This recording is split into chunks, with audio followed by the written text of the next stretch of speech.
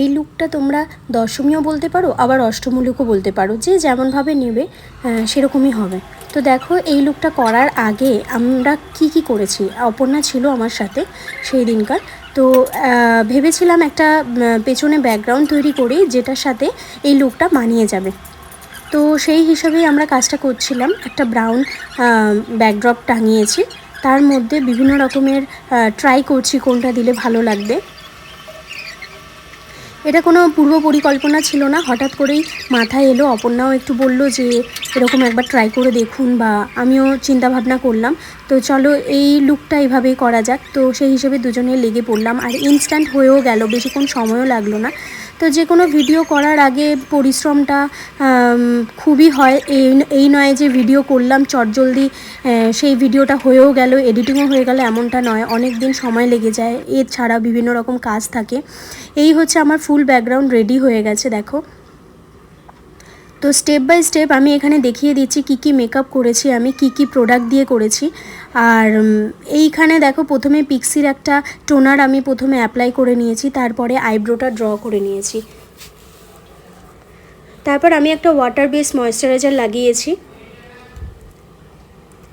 তারপর এখানে যেহেতু আমি এসিতে ছিলাম, তো সেই কারণে আমি একটা অয়েল ম্যাসাজ করে নিয়েছি, ফেশিয়াল অয়েল, যেটা ইন্ডালজিওর।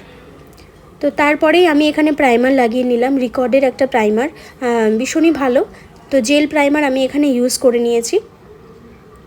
তারপরে শপারেলের একটা কনসিলার প্যালেট থেকে আমি কারেক্ট করে নিচ্ছি, আমার যেগুলো ডার্ক স্পট আছে সেগুলো আমি হাইড করে দিলাম। তারপরে আমি এখানে দুটো ফাউন্ডেশন মিক্স করে এখানে একটু অয়েল ইউজ করেছিলাম, অয়েল ইউজ করে লাগিয়ে নিলাম। খুব বেশি এখানে ফাউন্ডেশন কিন্তু আমি অ্যাপ্লাই করিনি, খুব অল্প পরিমাণে ফাউন্ডেশন অ্যাপ্লাই করেছি।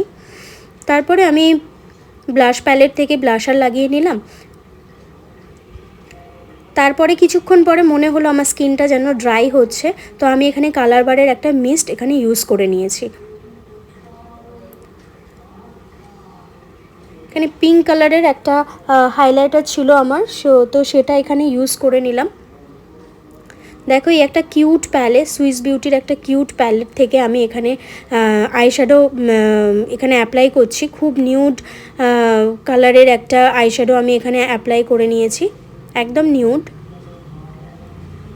আর চোখের নিচটা বেশি ডার্ক আমি দিইনি, খুব হালকা করে রাখার চেষ্টা করেছি। আর জেল লাইনার দিয়েই আমি লাইনারটা পরেছি। জেল লাইনারটা হচ্ছে রিকর্ডের জেল লাইনার, আর এখানে দুটো লিপস্টিক মিক্স করে আমি এখানে লাগিয়েছি। একটা ফরএভার 52 লিপস্টিক ছিল, আর একটা ভেলোরার লিপস্টিক ছিল। তারপরে দেখো শপারেলের একটা সেটিং স্প্রে আমি এখানে ইউজ করে নিলাম। এই শাড়িটা আমি আজকে পরছি। তো এখানে লুক আমার কমপ্লিট হয়ে গেছে। হেয়ারস্টাইলের টিউটোরিয়াল আমার পেজে গেলে দেখতে পাবে। হেয়ারস্টাইলের টিউটোরিয়াল আমি স্টেপ বাই স্টেপ পুরো ডিটেলস ভিডিও দিয়ে দিয়েছি, ওইটা তোমরা একটু দেখে নাও পেজে গিয়ে। কিভাবে একা একা তোমরা হেয়ারস্টাইল করবে চটজলদি, পুরো স্টেপ বাই স্টেপ আমি ডিটেলস শেয়ার করে দিয়েছি।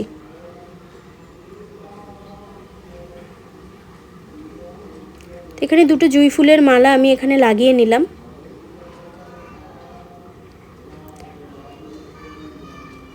এই হচ্ছে আমার পুরো মেকওভার কমপ্লিট। কেমন লাগলো বলো এই মেকআপটা তোমাদের?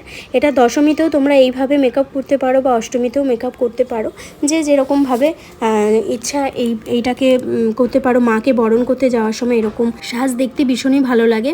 ভালো লাগলে অবশ্যই একটা লাইক ও কমেন্ট করে দিও। পরবর্তী ভিডিওর জন্য অপেক্ষা করো, আবার চলে আসবো অন্য ভিডিও নিয়ে।